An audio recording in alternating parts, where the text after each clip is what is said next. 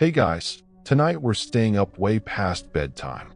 The mic is hot, the sound booth is silent, and outside, the late November rain is tapping a syncopated rhythm against the thick glass of the abandoned classroom windows. You know the sound, that hollow, persistent beat that makes the old fluorescent lights overhead hum just a little bit louder. This isn't just about sneaking back into the school after hours. This is about realizing that sometimes the school itself doesn't lock up for the night. Sometimes the curriculum is dread and the final bell never rings.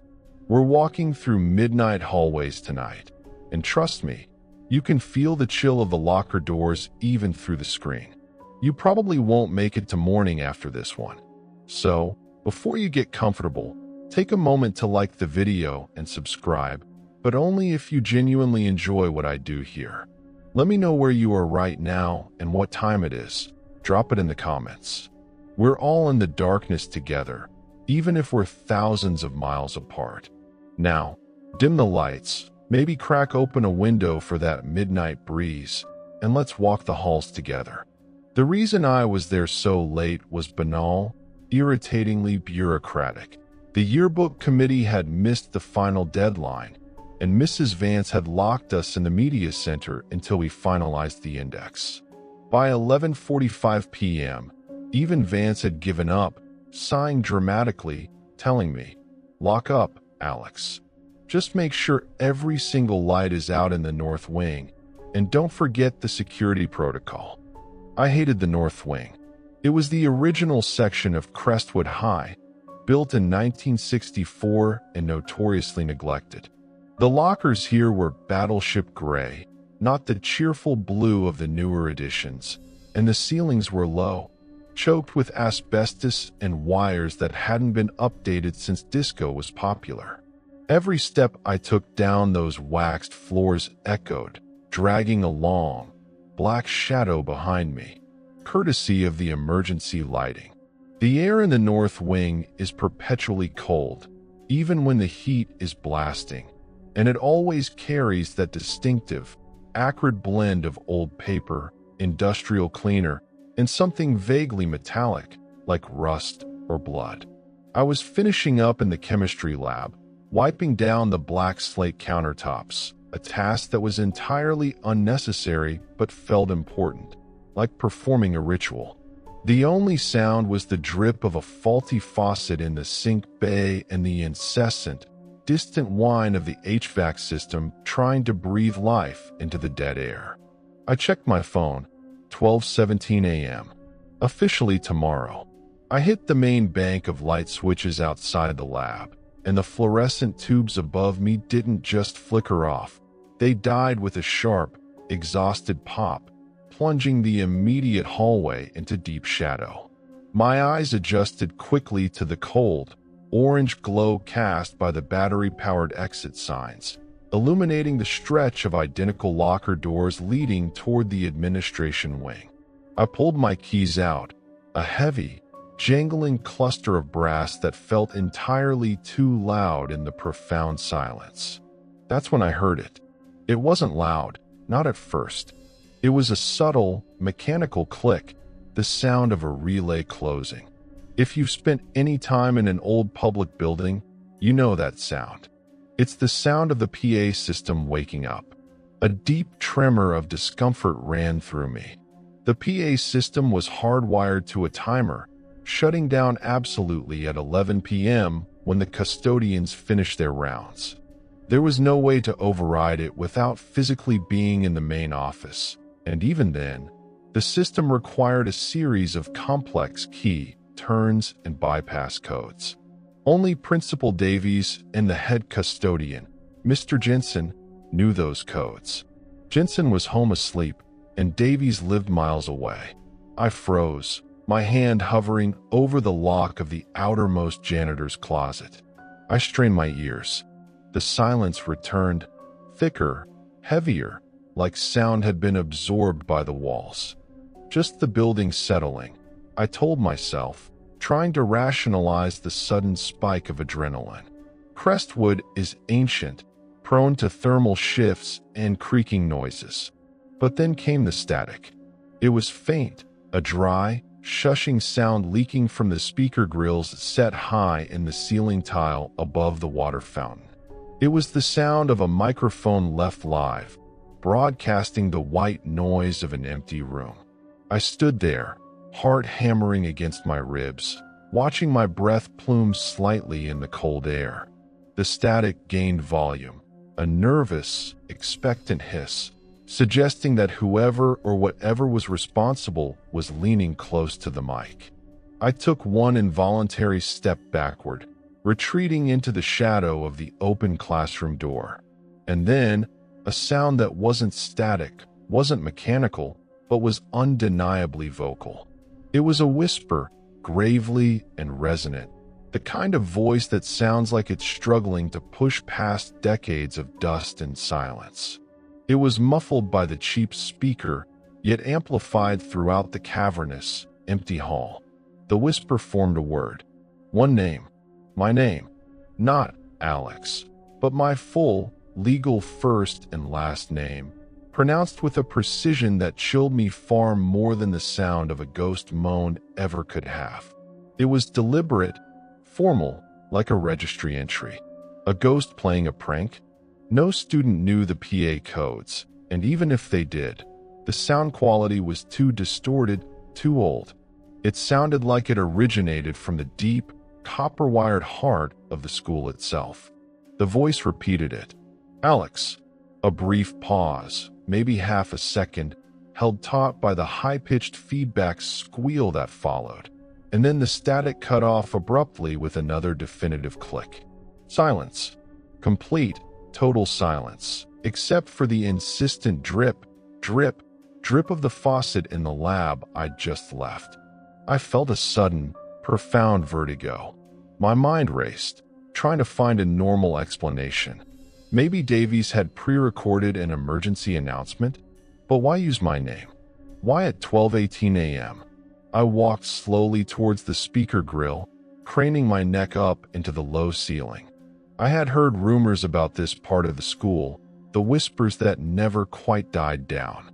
The urban legend around Crestwood wasn't about a bloody axe murderer or a sad, weeping girl. It was about Mr. Thorne, the first principal, who died in 1978 while signing off the school year's final attendance sheet. The story goes that Thorne was meticulous, obsessed with order and complete records. After he died, students claimed that if you stayed late enough, you could hear the roll call being read, eternally confirming the presence of every student who had ever passed through Crestwood's doors. A constant administrative drone in the dead of night. But they never said the roll call included the current students. They certainly never said it included me. I stood there for a full 5 minutes, listening to the oppressive quiet. My curiosity, always the bane of my better judgment, began to override the raw fear. I had to know where that sound originated. The PA system broadcasts originate exclusively from the administration wing, specifically from the locked administrative suite behind the main reception desk. This suite is deep in the heart of the 1964 section, requiring 3 separate keyed doors to access the nerve center where the master clock and intercom panel live. I think some lessons were never meant to be taught, and chief among them is that some doors should never be opened past midnight. I pulled my keys out again, the brass feeling cold and heavy in my hand.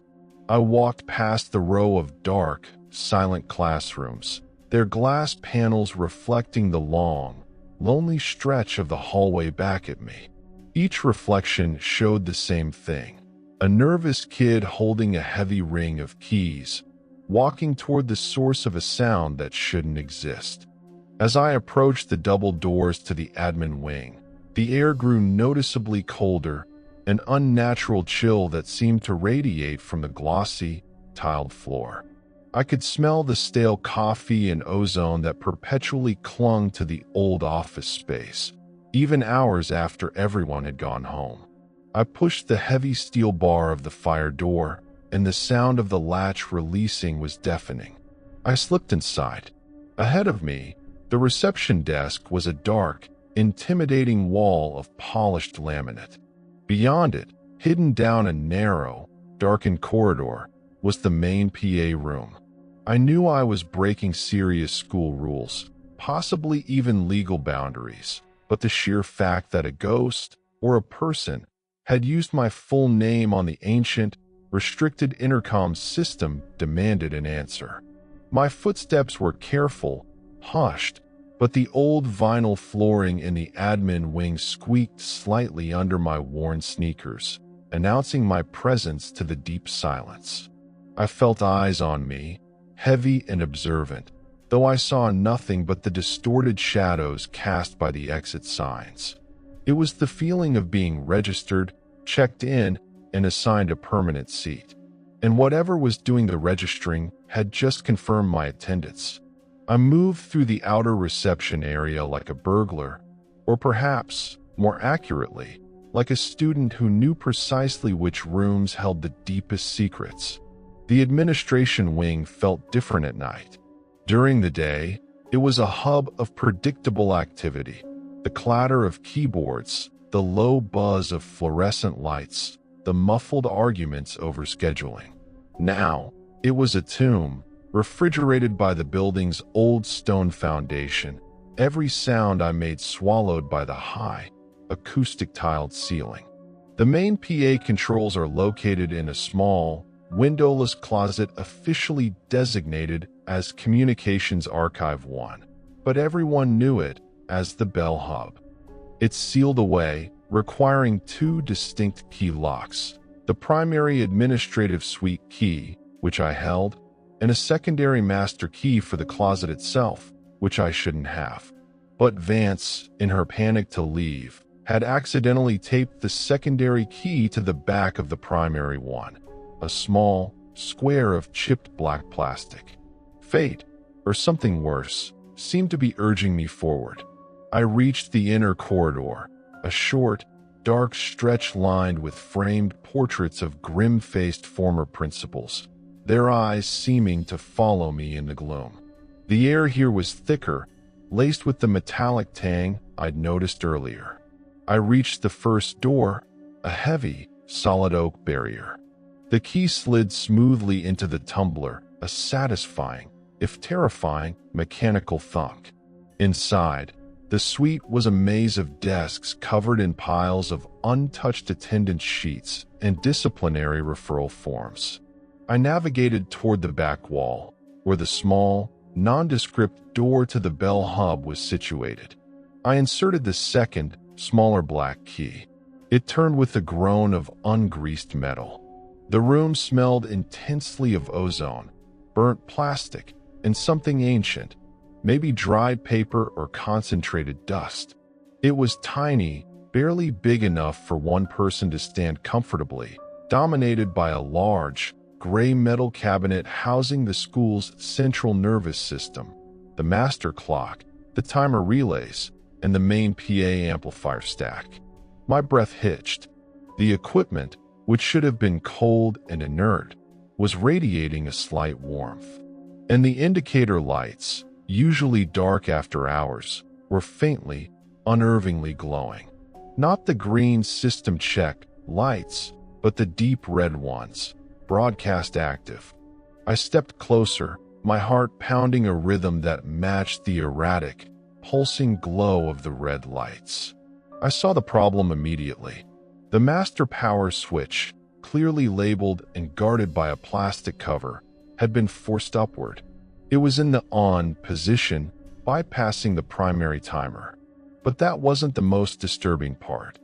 The microphone, a heavy, chrome, 1970s relic that looked like something out of an old sci-fi movie, was not resting in its cradle.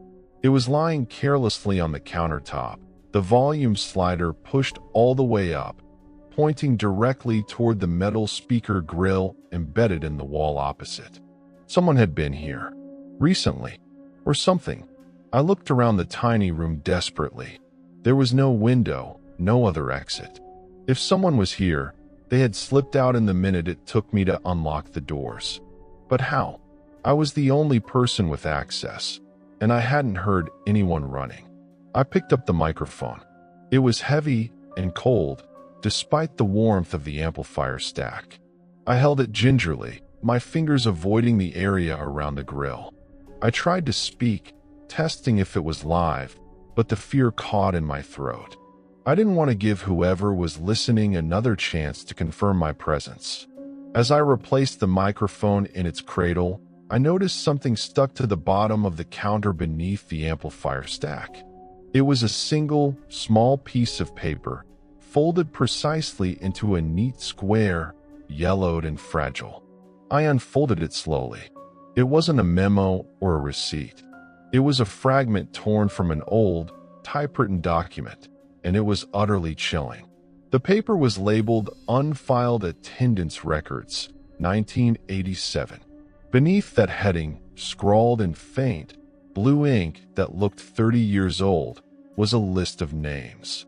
And right in the middle, underlined heavily, was a name that had been a hushed rumor in Crestwood's halls for decades: Jason Miller. Jason Miller was the missing student. The story was well known locally, a depressing factual anchor anchoring the school's supernatural myths. In the spring of 1987, Jason walked into Crestwood on a Tuesday, attended his first 3 classes, and vanished during lunch period. No one saw him leave the building.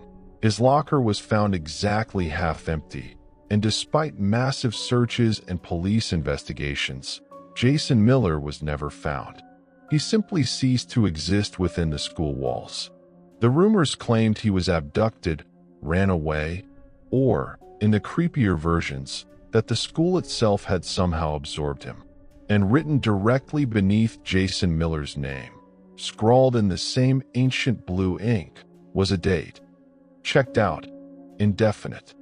But what sent a spike of pure, crystalline terror through me was the very bottom of the torn slip. There, written in a stark, modern black Sharpie, the kind of pen I had just used minutes ago on the yearbook index, was my own name. Alex. Attended. Present. The inclusion of my name on a 30-year-old, rumored to be cursed attendance slip, placed directly beneath a missing student's name, felt like a literal enrollment into the school's deepest, darkest record. I realized the microphone being moved, the amplifier glowing red, wasn't about a prank call. It was about checking roll. And the process required not just silence, but a specific, physical presence, mine. I scrambled back, dropping the attendance slip. I couldn't bear to touch it again, and slammed my hand down on the master power switch, forcing it back into the OFF position. The red lights died instantly, and the warmth radiating from the metal stack subsided. The silence that returned was absolute, the kind of heavy, pressurized silence that follows a sudden explosion. I backed out of the tiny room, my heart still a frantic captive in my chest. I slammed the small door shut, fumbling with the keys to relock it, my hands shaking so badly that the brass keys sounded like a tiny, desperate bell concert. As I made my way back through the admin suite, I felt the immediate, visceral need to leave the building, to run out into the cold rain and breathe air that hadn't passed through Crestwood's ancient, administrative lungs. But as I reached the heavy double doors of the admin wing, ready to push them open and flee, the air crackled again. The sound wasn't the PA system starting up. I had cut the power.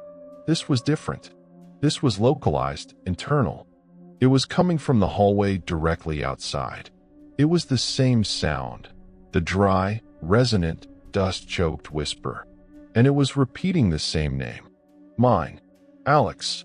The sound was impossibly clear, not muffled by a speaker grill or distorted by static. It sounded like the voice was standing right outside the locked doors, its lips pressed against the solid wood. I froze, pressed against the inner wall, listening to the impossible. I had physically disabled the broadcast system. This voice was not being transmitted. It was being spoken. I realized, with a wave of chilling clarity, that the original announcement wasn't the core issue.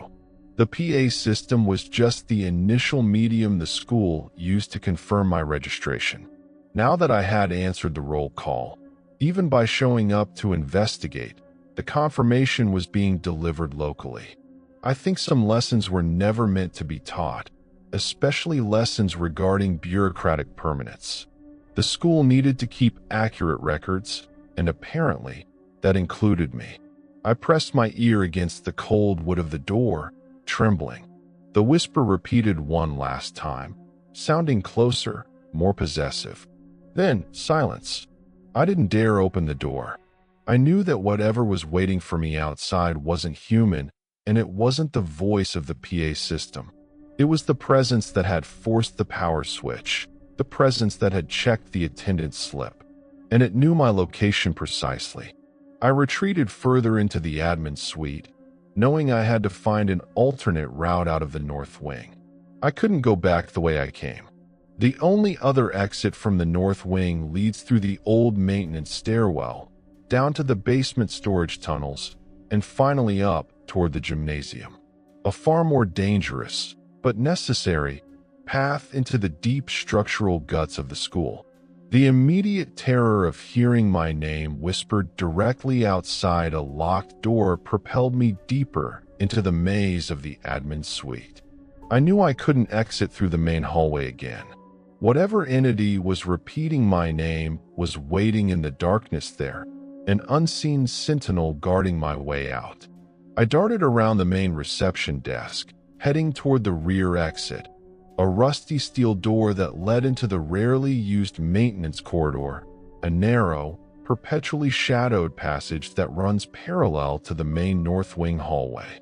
This corridor is notorious among students for its low ceiling and the fact that one side is lined entirely with long, grime-streaked mirrors used by the janitorial staff for checking sight lines when cleaning the high locker tops. I fumbled with the key in the heavy steel door. It caught, then turned with a terrible, dragging shriek of rusty metal. I slipped through and locked the door behind me instantly. The maintenance corridor was dimly lit by a single, cage-protected bulb at the far end, casting long, distorted shadows that stretched and warped as I moved. The air here was damp, heavy with the smell of mold and old chemicals. I started running, keeping close to the wall opposite the mirrors. I wanted to see as little of this space as possible. My goal was the stairwell, about 30 yards down, which would take me below ground. As I ran, I risked a quick glance at my reflection in the long, warped mirror strip running alongside me. The glass was old, wavy, and spotted with water damage and white cleaning residue. My frantic, sweating face stared back at me, wide-eyed with fear. But just as quickly as I saw my own reflection, I saw something else, too. In the faint light, the mirror seemed to retain an afterimage, a smear of movement that wasn't mine. It was a fleeting, ghostly outline of a figure standing exactly where I was, only milliseconds after I had passed the spot. It wasn't quite following me. It was catching up to my reflection. I slowed down, confused, then stopped entirely. The reflective surface stretched away from me, showing the dark, empty corridor. I looked closely at the spot where I had just been standing. Nothing, just the dingy wall and the floor. I took a deep, shaky breath and started moving again, deliberately slowing my pace to a controlled, investigative walk. I passed a stretch of mirror that was particularly cloudy, obscured by a patina of age. As my reflection slid past, the phenomenon returned, clearer this time. The glass didn't just reflect me. It showed a residual, composite image of presence. It wasn't a separate ghost. It was me, but slightly wrong. The figure in the mirror, trailing me by about 2 feet, had my height, my clothes, but its face was smeared, indistinct, like an identity struggling to solidify. And as the reflection of the indistinct figure passed the stretch of cloudy glass, the distorted voice seemed to rise, low and guttural, directly from the mirror's surface.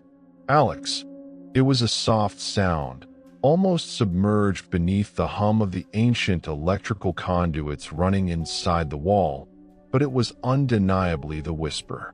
And the reflection seemed to solidify for a terrifying fraction of a second, the blurred features sharpening into an expression of intense, bureaucratic scrutiny, confirming my registration.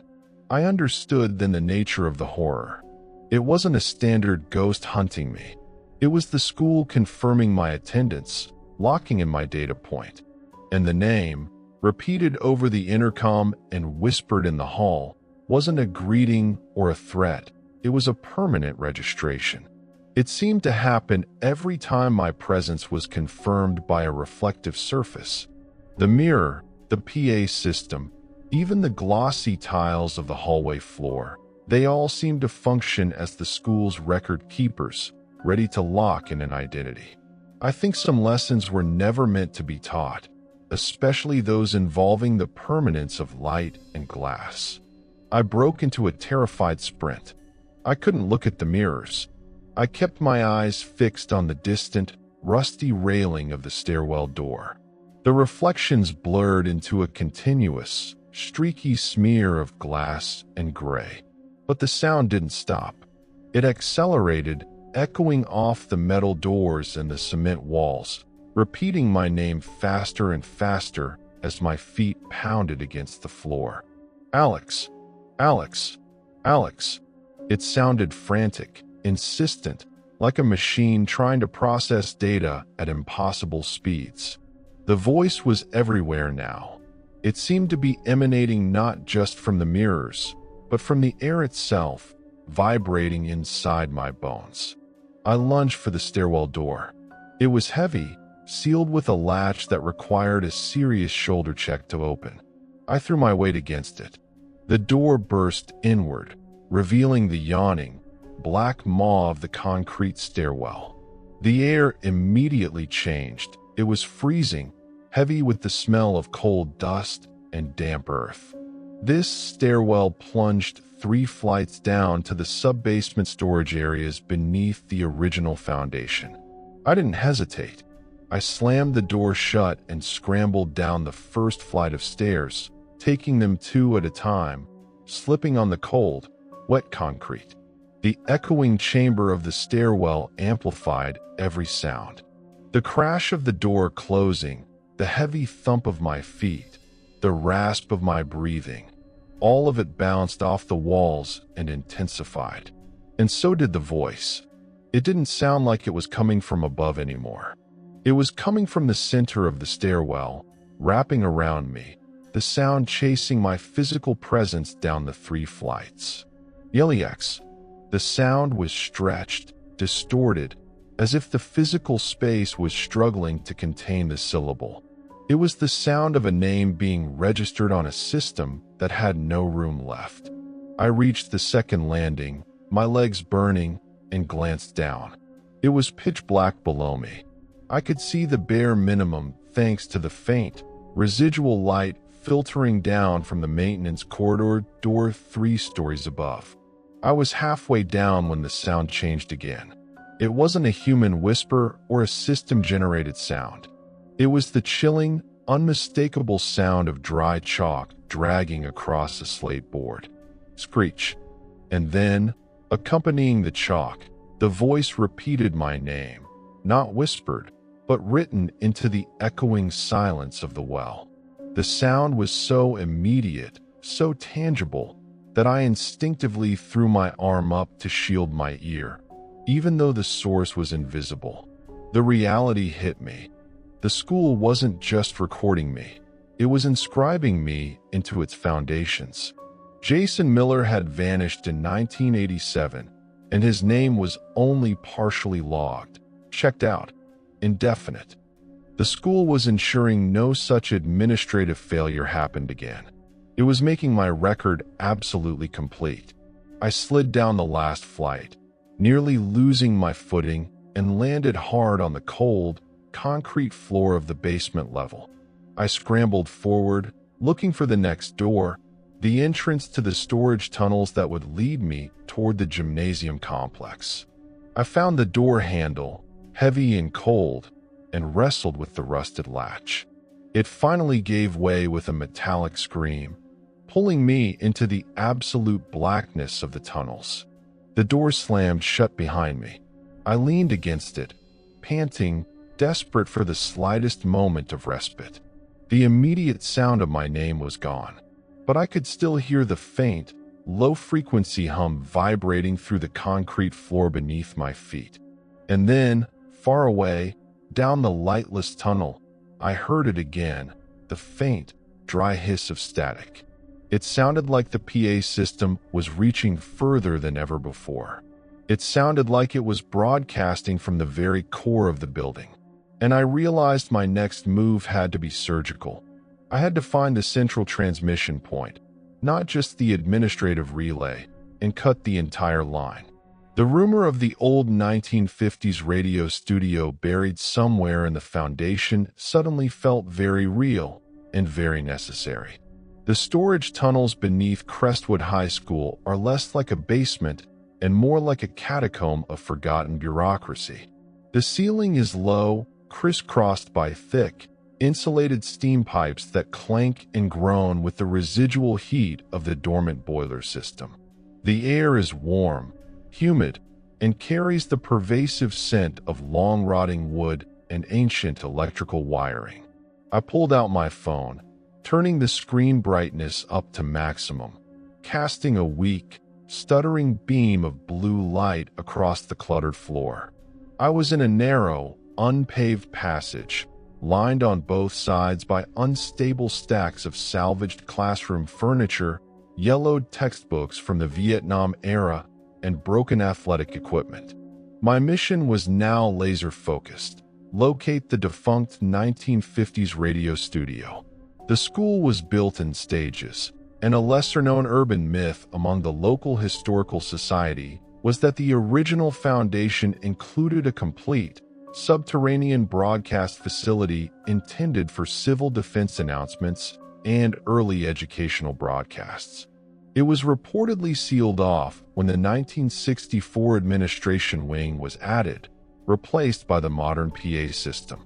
If the current broadcast was truly localized and powerful enough to bypass the Bell Hub, it had to be tapping into that original, high-output infrastructure. I moved slowly, trying to navigate the treacherous piles of junk. Every step I took sounded incredibly loud, amplified by the close, pipe-cluttered space. I was hyper-aware of the silence now, the absolute absence of natural night sounds, replaced only by the mechanical breathing of the building. The further I walked, the stronger the sound became, not of my name, but the faint, dry static, pulsing like a distant heartbeat. It seemed to be leading me deeper, toward the central foundation where the old heating pipes converged. I passed a stack of discarded yearbooks, water-damaged and curled. I pulled one out at random. 1968. The images were faded, the faces rigid and unfamiliar. I flipped it open to a random page, the chemistry club. I saw a picture of a stiff-looking, dark-haired boy, Jason Miller's cousin, if the rumors were right. I quickly slammed the yearbook shut, afraid to acknowledge any of the past residents of this place. I think some lessons were never meant to be taught, especially those that come bound in outdated paper. I rounded a corner, stepping over a collapsed stack of old mimeograph paper. The air here became suddenly cooler, drier, and the path opened slightly into a large, rectangular void. The central utility room. This cavernous space was dominated by the colossal, dormant cast-iron boilers, their black bulk looming in the gloom like sleeping beasts. My phone light was barely adequate, struggling against the sheer scale of the room. I scanned the periphery, looking for a sealed-off section, a cinder block wall that didn't match the rest of the foundation.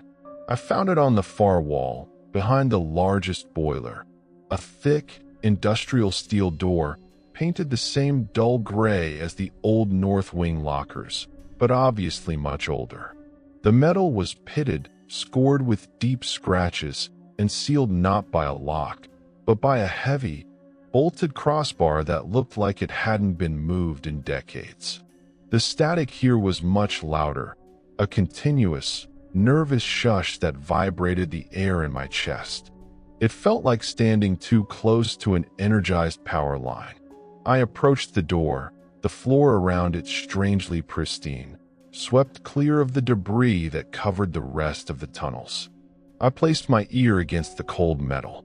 I could hear, distinctly, the sound of a large air conditioning unit running on the other side, an impossible sound for a defunct facility.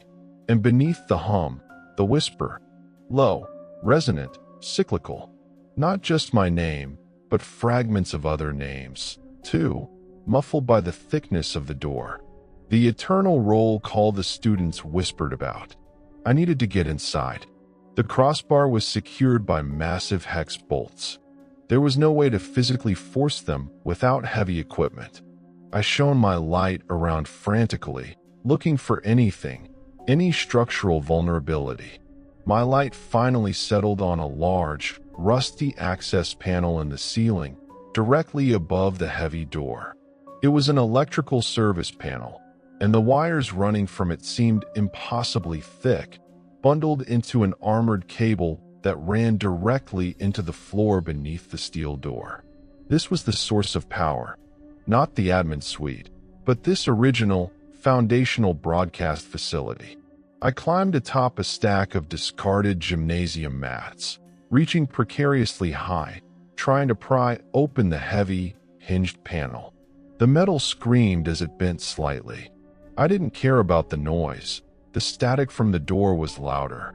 I managed to hook my fingers under the panel edge and pull it down. It swung open, revealing a terrifying nest of wires, thick as my wrist, wrapped in ancient, brittle, cloth insulation.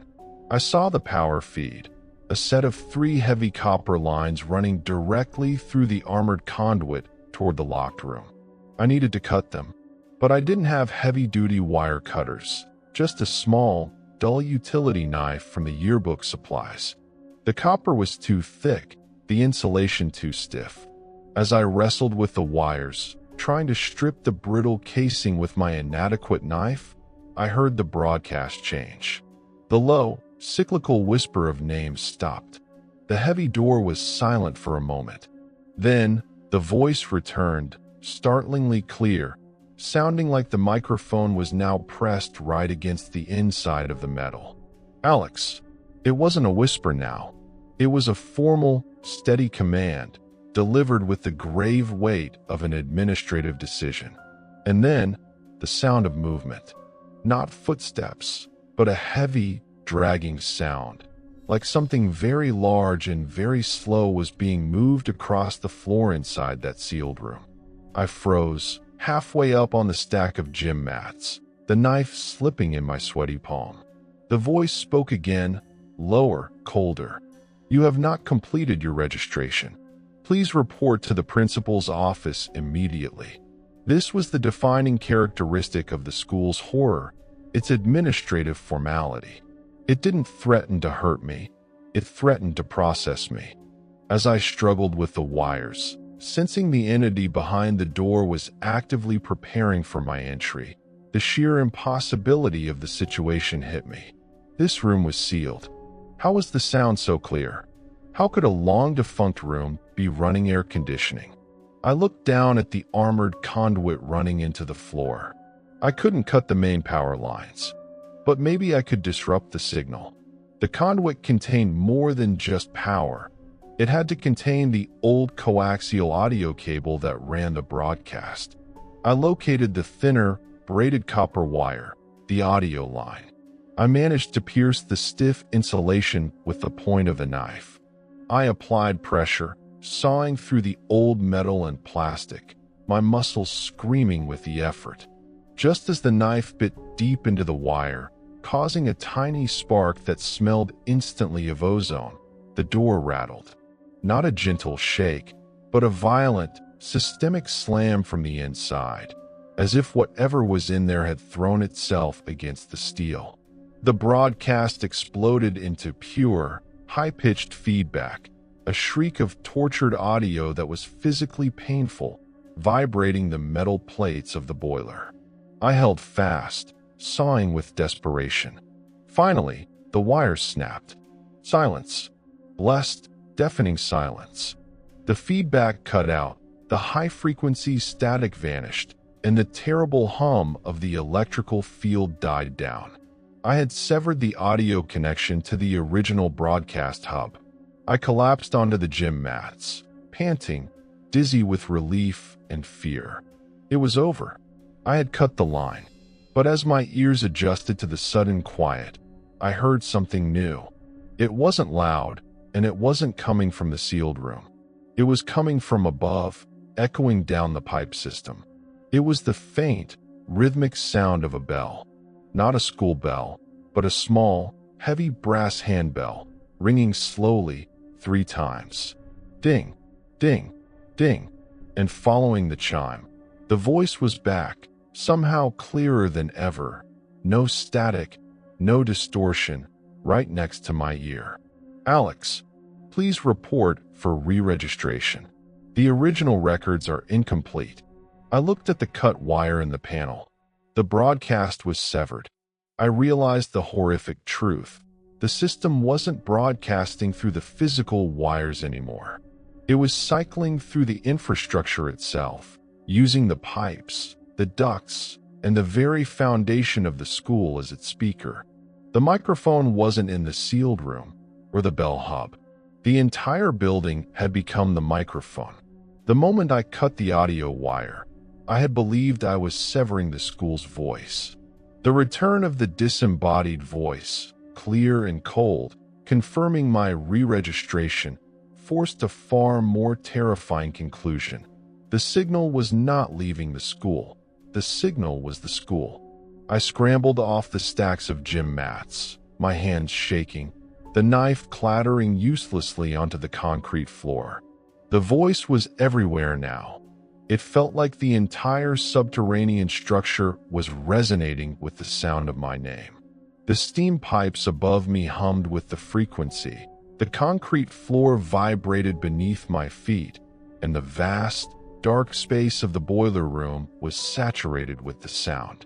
I ran back into the narrow storage tunnel, needing distance from the sealed broadcast hub, but the sense of being checked and confirmed only intensified.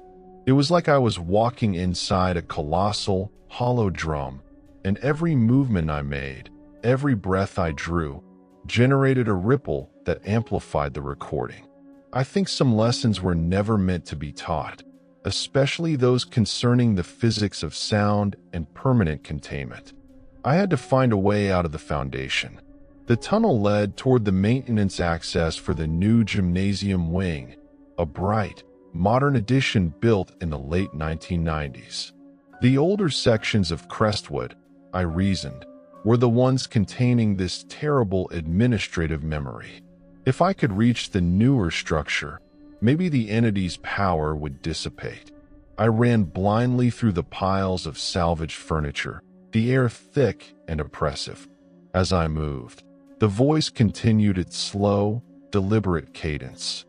Alex, identity confirmed. Alex, registering location, basement level. The voice was logging me in real time. It was using the school's vast, metallic skeleton to track my presence. I passed a stretch of exposed utility wall where the original 1964 copper plumbing converged with the newer PVC pipes for the gymnasium. I slowed down, catching my breath, leaning against the cold, damp concrete. I stared at the bewildering knot of copper, iron, and plastic piping. The structure of the building suddenly seemed less like a shelter and more like a massive, interconnected circuit board. And then I saw it. The wires I had severed earlier, The thick power lines intended to feed the old broadcast studio didn't just terminate at the ceiling panel. They ran laterally, snaking alongside the heating ducts, connecting to the very architecture of the building. They seemed to be integrated into the pipe junctions, soldered into the core metal of the heating system. I looked closer at the connections. This wasn't standard construction. The pipes weren't just transporting water and steam, they were acting as conductors. A terrifying hypothesis formed in my mind, linking the facts. The old attendance slips, the mirror reflections, the localized whispers, and the amplified sound of the entire building. The school wasn't broadcasting out to its students. It was cycling the identity data in to maintain a record of continuous presence.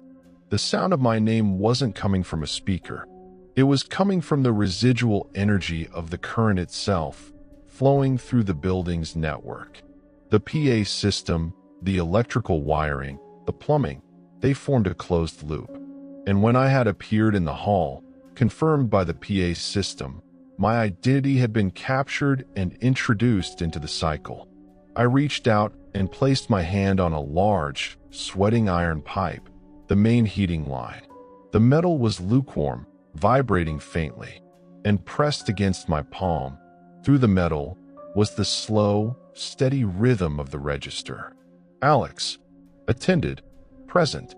I pulled my hand back as if burned. The system wasn't broadcasting, it was perpetually registering. Every time the energy cycled through a reflective surface or a metallic conductor, it stamped the current attendance log. I started tearing at the wires where they spliced into the pipes, using my bare hands, ripping the brittle insulation, ignoring the faint electrical sting I felt against my skin. I needed to break the loop, to interrupt the circuit that was cycling my name through the foundation. I managed to tear loose a thick, braided cable connecting a junction box to a ventilation duct.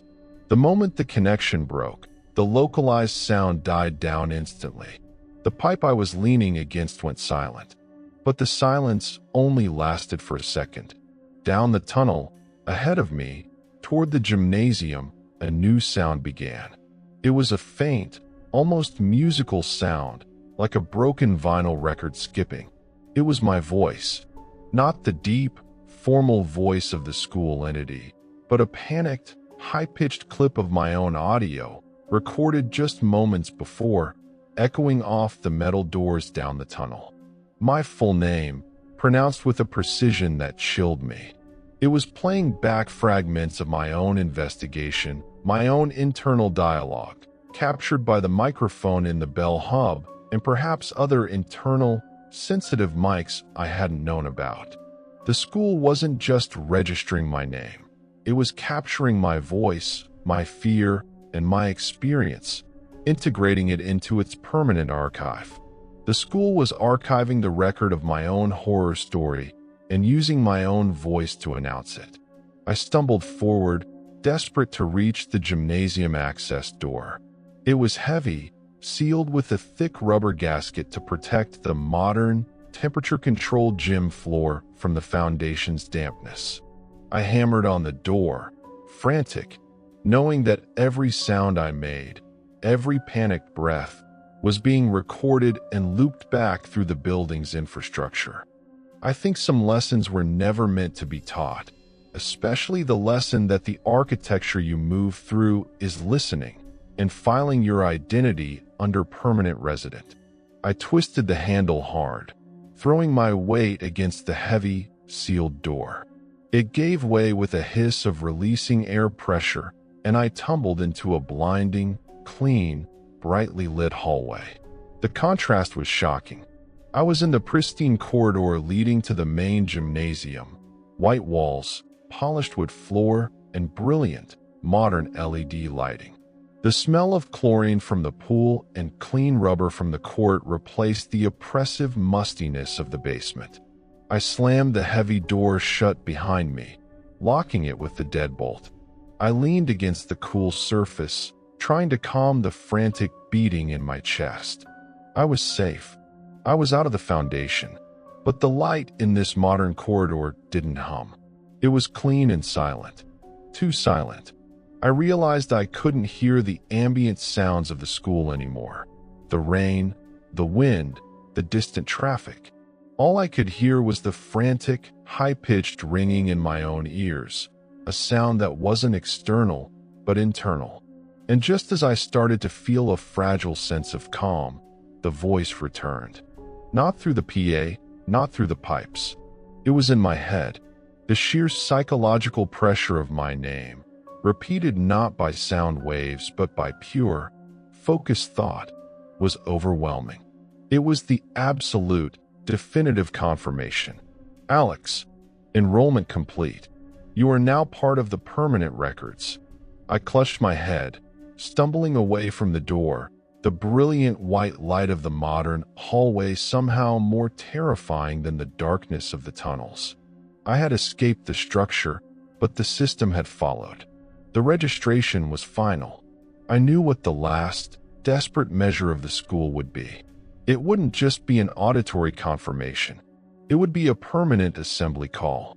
I stumbled down the bright, sterile corridor of the gymnasium wing, the internal ringing in my ears intensifying with every step. The brilliant LED lights, which usually felt clinical and reassuring, now seemed blinding, exposing me to the entity that had burrowed into my mind. The internal repetition of my name was relentless, not a sound, but a vibration in my frontal lobe, confirming my permanence within Crestwood's records. I knew I had to get out, not just from the school, but away from the reach of the structure itself. My only path now led through the main foyer and out the heavy glass entrance doors. I ran past the locked gymnasium, my reflection flashing across the polished floor, but I didn't see the trailing, blurred image this time. The registration was finalized. The reflection was just me, a terrified kid running from a building that had claimed his identity. I reached the main staircase leading up to the ground floor foyer. The stairs here were wide, carpeted, a marked contrast to the cold concrete well I had navigated earlier. I took them quickly, trying to ignore the constant, silent repetition of my name in my head. Alex, Alex, Alex. As I reached the final landing and pushed open the heavy wooden door into the main hall, the psychological noise peaked. It was unbearable, the sound of my name being stamped, filed, and checked off on an infinite ledger. And then, the internal sound stopped abruptly. The silence that rushed in was absolute, deep, and utterly terrifying. I stood in the center of the main foyer. The space was enormous, vaulted, dominated by the massive glass walls of the entrance and the polished marble floor. Moonlight filtered in, casting long, spectral columns of blue light across the main floor. The PA system came back to life. Not the static, not the whisper. This was a formal, loud, clear broadcast, delivered in that same grave, administrative voice. It was coming from the massive PA speakers embedded high in the foyer's ceiling, the ones designed for major assemblies. Attention, Crestwood High students. This is a mandatory assembly announcement. The voice paused, letting the formal, echoing weight settle. The register confirms one final student presence in the North Wing vicinity. Please report immediately to the central assembly point. I looked around wildly. The central assembly point was the auditorium. I was supposed to report, to join Jason Miller and every other student the school had ever permanently checked in. Student Alex. My full name resonated through the massive foyer. The volume was immense, physically pushing against my eardrums, vibrating the glass of the entrance doors. The sheer sonic pressure felt like the school was trying to physically expel me or crush me. The voice repeated my name. And then again. It was a relentless, high-volume drill, demanding compliance, demanding my physical presence at the specified location. I turned and ran toward the main entrance doors, ignoring the demand. I fumbled for the exit bar, my hands slick with sweat, trying to find the mechanism to unlatch the heavy security bolts. As I wrestled with the lock, the voice began listing my administrative details, its tone perfectly detached, utterly formal. Student Alex. Date of enrollment, September 2021. Current grade level, senior. Unfiled paperwork, missing transcript addendum 4. Permanent registration pending. The school was reading my file. The PA system had become the ultimate adjudicator of my identity. The name repetition intensified, becoming a continuous drone that bounced off the marble and glass. I finally found the safety latch and slammed my weight against the heavy steel bar. The security bolts retracted with a loud, grinding screech. The voice on the PA shifted, the volume increasing until the sound was distorting the speakers. Warning: student is attempting unscheduled departure. Final attendance must be confirmed.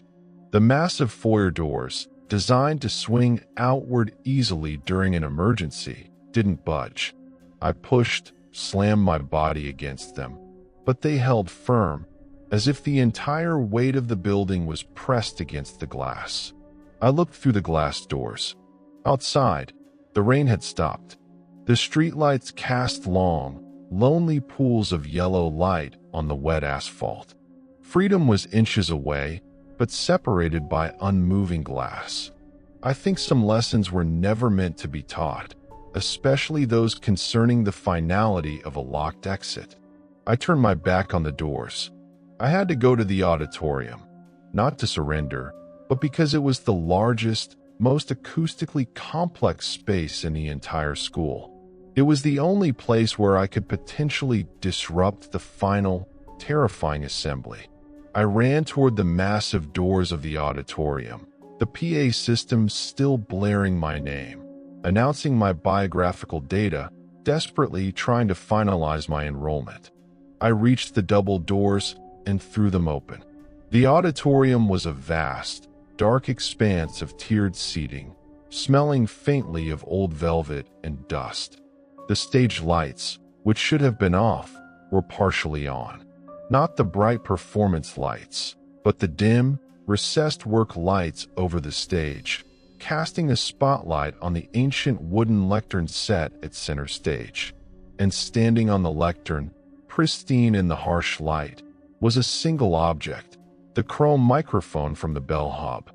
I walked down the central aisle, my footsteps muffled by the carpet. The PA system was silent here. The acoustics were too good, designed to absorb sound rather than reflect it. I reached the stage and stepped up onto the worn wood. The microphone was cold. The PA system crackled, emitting a localized, internal sound from the stage monitor speaker. The formal voice whispered, "Report complete. Final confirmation required." The school wanted me to speak into the microphone, to verbally confirm my name, thus finalizing the administrative loop. I didn't speak. I looked into the chrome grill of the microphone. I could see the faint, warped reflection of my face, a face that had spent the entire night running from its own name. I reached out and picked up the microphone. Instead of speaking, I acted on instinct, guided by the overwhelming psychological pressure of the past hours. I didn't want my identity to be a whisper in the walls. If I was going to be registered, I would do it on my own terms. I raised the heavy microphone high above my head, a desperate, final, physical rebellion against the digital and spectral bureaucracy that had claimed me. And I brought the heavy chrome base of the microphone down with all my strength, not on the lectern, but directly onto the primary stage speaker grill embedded in the floor at the foot of the stage. The sound was catastrophic. The impact shattered the speaker grill, sending shards of metal and wood across the stage. A massive, echoing burst of feedback erupted, a blinding, physical sonic wave of pure, unfiltered current. It wasn't just noise. It was the sound of the entire administrative loop breaking. The auditorium lights, the recessed work lights, the exit signs, the safety lights, all flickered violently, then died simultaneously, plunging the entire space into absolute, consuming darkness. Silence. I stood there, gasping, waiting for the PA system to restart, for the voice to return, for my name to ring out again. Nothing. Just the heavy, profound silence of a school that had finally, exhaustively, registered its final student. The silence was the deepest I had ever experienced, a silence not of peace, but of utter finality. The auditory loop was broken, the speakers destroyed, the lights dead. I was standing in the absolute blackness of the Crestwood High School auditorium, alone on the stage.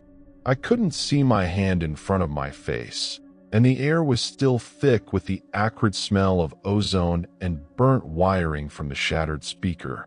I slowly lowered myself to the floor, my muscles exhausted, my mind numb. I listened intently, strainingly, for the sound of my name, for the distant static, for the mechanical click of a relay starting up again. But there was nothing. Not the hum of the HVAC, not the drip of the faucet in the chemistry lab, not the rain outside. It was a vacuum, a total absence of sound. It was as if by physically destroying the mechanism on the stage, I had forced the entire, ancient infrastructure of the school to finally hold its breath. I waited what felt like an hour, sitting on the cold, splintered stage floor, leaning against the destroyed monitor. The fear was slowly dissolving, replaced by a hollow, profound exhaustion. Eventually, my eyes began to adjust to the non-existent light, seeing the faintest hint of blue-gray emanating from the massive exit sign above the main entrance doors of the auditorium, reflecting off the plush red seating. I stood up, moving stiffly, and made my way back toward the entrance. I walked carefully down the central aisle, stepping over unseen things, my sneakers sinking slightly into the heavy carpet. When I reached the auditorium entrance doors, I pushed them open gently. The main foyer was still dark, but now, the moonlight filtering through the giant glass walls was dominant, illuminating the marble floor. I walked toward the main entrance doors, the heavy glass still barring the way out. I placed my hand on the cool metal exit bar. I tried the door. It opened. Easily. I stepped out onto the front steps of Crestwood High School.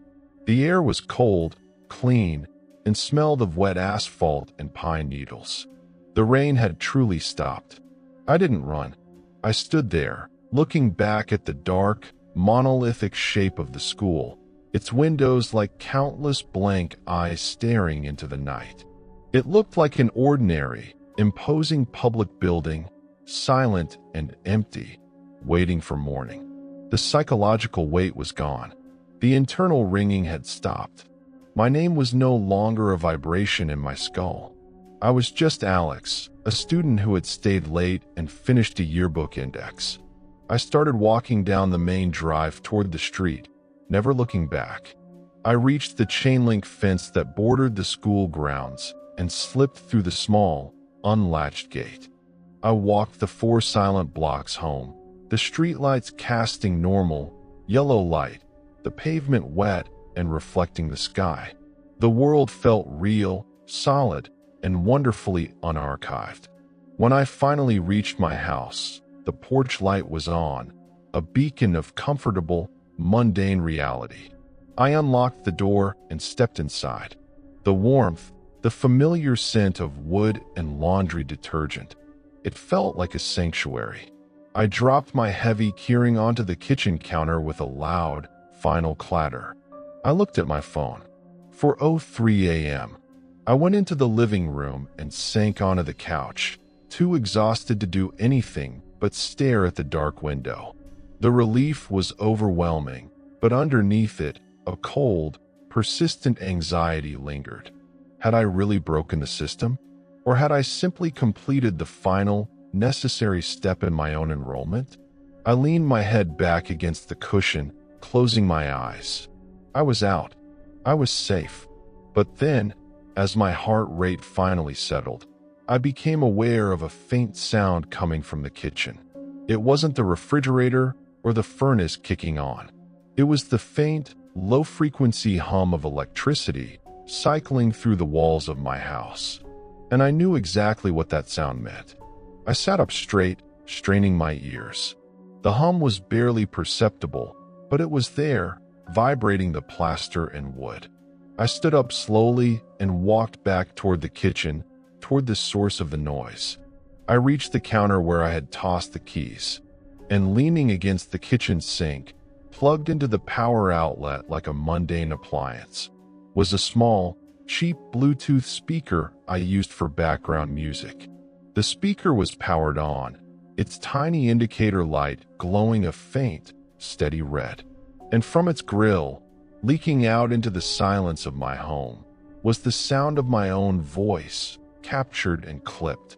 It was a single, repeated phrase, played on an endless, soft loop, the volume barely above a whisper. My own voice, recorded in the basement tunnels of Crestwood High, saying the words I had thought were a secret. I think some lessons were never meant to be taught. The voice looped back, starting over immediately, quiet, persistent, infinitely present in the electrical hum of my own home. The school hadn't just archived me. It had sent a copy of the final record home with me. It didn't need the PA system anymore. The lesson was learned. The presence was confirmed. The loop was internal. The question that echoes in the silence now is whether I'm listening to the end of the nightmare, or simply the beginning of a permanent, quiet enrollment that follows me wherever the electricity flows.